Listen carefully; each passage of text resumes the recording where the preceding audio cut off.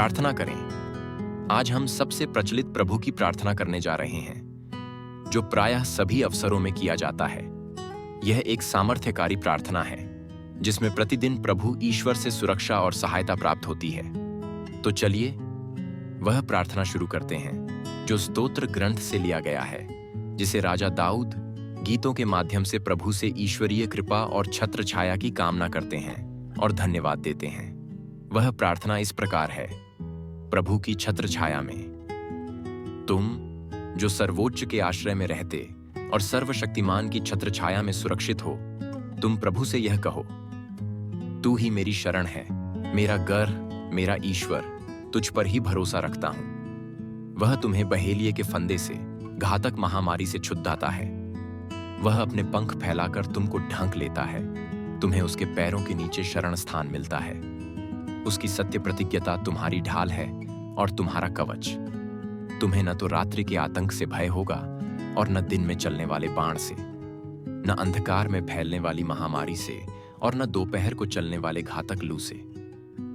तुम्हारी बगल में भले ही हजारों और तुम्हारी दाहिनी ओर लाखों ढेर हो जाएं, किंतु तुमको कुछ नहीं होगा।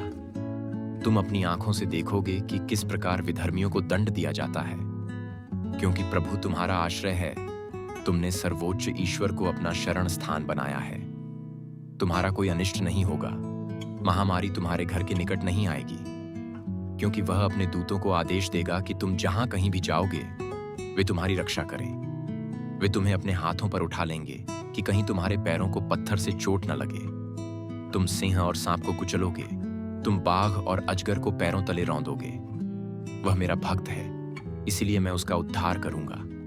वह मेरा नाम जानता है, इसीलिए मैं उसकी रक्षा करूंगा। यदि वह मेरी दुहाई देगा तो मैं उसकी सुनूंगा। मैं संकट में उसका साथ दूंगा। मैं उसका उद्धार कर उसे महिमान्वित करूंगा।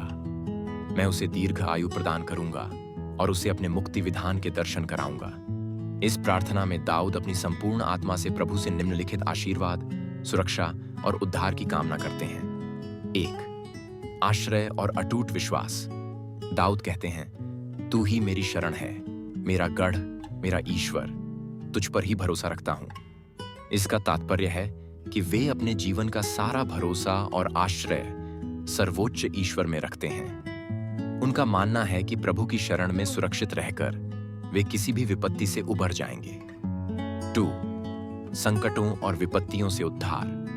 दाऊद की प्रार्थना में प्रभु से यह भी प्रार्थना की गई है कि वह उन्हें बहेलिये के फंदे, शत्रुओं की चालों और घातक महामारी जैसी विनाशकारी आपदाओं से बचाएं। यह आश्वासन है कि चाहे संकट कितने भी भयावह क्यों न हो, रात्रि के आतंक, दिन के बाण, अंधकार में फैलने वाली महामारी या दोपहर का घातक लू, उनकी सुरक्षा का कोई मुकाबला नहीं।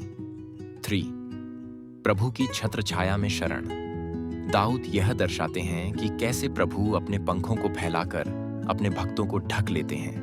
उनसे आशा की जाती है कि प्रभु के चरणों के नीचे रहकर वे सुरक्षित शरण में प्रवेश कर जाएंगे। प्रभु की सत्य प्रतिज्ञता उनके लिए ढाल और कवच का कार्य करती है, यानी हर प्रकार के खतरे से उनमें सुरक्षित रखने वाला कवच बन जाती है। 4. दूतों के माध्यम से सुरक्षा और मार्गदर्शन। दाऊद विश्वास करते हैं कि प्रभु अपने दूतों को आदेश देंगे कि जहां कहीं भी उनके भक्त जाएं, वे उनकी रक्षा करें। इस विश्वास से वे यह भी कहते हैं कि उनकी रक्षा इतनी पक्की है कि चाहे उनके चारों ओर हजारों या लाखों दुश्मन क्यों न हो जाएं, उन्हें कोई हानि नहीं होगी। दूत उन्हें उठाकर ले जाएंगे, जिससे उनके पैरों को किसी प्रकार का नुकसान न हो। 5. विजय और शक्ति का आह्वान। दाऊद ये घोषित करते हैं कि प्रभु उन्हें शारीरिक और आध्यात्मिक रूप से सशक्त बनाएंगे, ताकि वे सिंह, सांप, बाघ और अजगर जैसे प्रतीकात्मक बाधाओं को कुचल सकें। इसका अर्थ यह है कि प्रभु की सहायता से वे हर प्रकार की विपत्ति, चाहे वह जीवित रूप में हो या चिंता तथा भय के रूप में, पर विजय प्राप्त करेंगे। 6. उद्धार, महिमा और दीर्घायु का आशीर्वाद। दाऊद कहते हैं कि जो भक्त प्रभु का नाम लेता है, उसके उद्धार का वादा किया गया है। संकट की घड़ी में प्रभु उन्हें सुनेंगे, उनका साथी बनेंगे और उन्हें महिमा मंडित करेंगे। अंततः प्रभु से यह भी कामना है कि वे उन्हें दीर्घायु प्रदान करें और अपने मुक्ति विधान, उद्धार की योजना का दर्शन कराएं। जिससे वे ईश्वर के अनंत प्रेम और कृपा का अनुभव कर सकें। और अधिक विचार।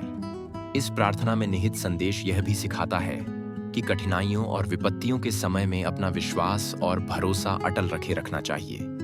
जब हम ईश्वर की शरण में होते हैं, तब न केवल हमें सुरक्षा मिलती है, बल्कि हमारे भीतर एक ऐसी आंतरिक शक्ति और शांति भी विकसित होती है जो जीवन की चुनौतियों का सामना करने में सहायक होती है। क्या आपने कभी महसूस किया है कि संकट की घड़ी में भी एक अदृश्य शक्ति हमें संभाल कर रखती है? यह विचार भी आगे की गहन चर्चा के योग्य है। अगर आप किसी विशेष प्रार्थना या आध्यात्मिक संदेश की तलाश कर रहे हैं, तो मैं यहाँ आपकी मदद के लिए हूँ। आप कमेंट के माध्यम से हमसे संपर्क कर सकते हैं और विशेष प्रार्थना मांग सकते हैं। ट्रू गॉस्पेल चैनल को लाइक, शेयर और सब्सक्राइब करने के लिए धन्यवाद। ईश्वर आपको बहुतायत से आशीष प्रदान करें।